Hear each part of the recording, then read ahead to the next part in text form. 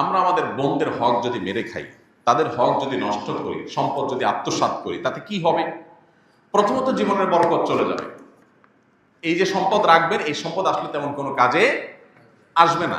সম্পদ রাখবেন, সাথে ক্যান্সার চলে আসতে পারে, কিডনি ড্যামেজ হয়ে যেতে পারে, হার্টে ব্লক হতে পারে, এমন কিছু হতে পারে যে সম্পদ মারছেন বোনের 5 লাখ টাকা, রোগ আল্লাহ ধরায় দিবে 10 লাখ টাকা, টেরও পাবেন না। দ্বিতীয়ত, এটা সাধারণ হারাম না, আত্মীয়তার বন্ধন ছিন্ন করার হারাম। আত্মীয়তার বন্ধন ছিন্ন করার হারামটা এটা আরো জঘন্য হারাম।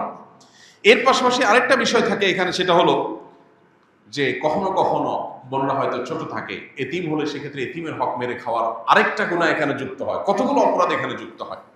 আর এই জন্যই আল্লাহর ভয় অন্তরে লালন করতে হবে। নবী সাল্লাল্লাহু আলাইহি ওয়াসাল্লাম বলেছেন, লা ইয়ারবু লাহমুন নাবাতা মিন সুহতিন, কারোর শরীর যদি হারাম উপার্জন দ্বারা গঠিত হয়, ফান্নারু আউলা বিহি, তাহলে জাহান্নামের আগুন সেই শরীরের জন্য অধিকতর উপযুক্ত। এই হারাম উপার্জনকারী ব্যক্তির দোয়া কবুল হয় না, ইবাদত কবুল হয় না, আমল কবুল হয় না, নেকামল কবুল হয় না, আল্লাহর কাছে সে দায়ী হিসাবে থাকে। আল্লাহ রাব্বুল আলামিন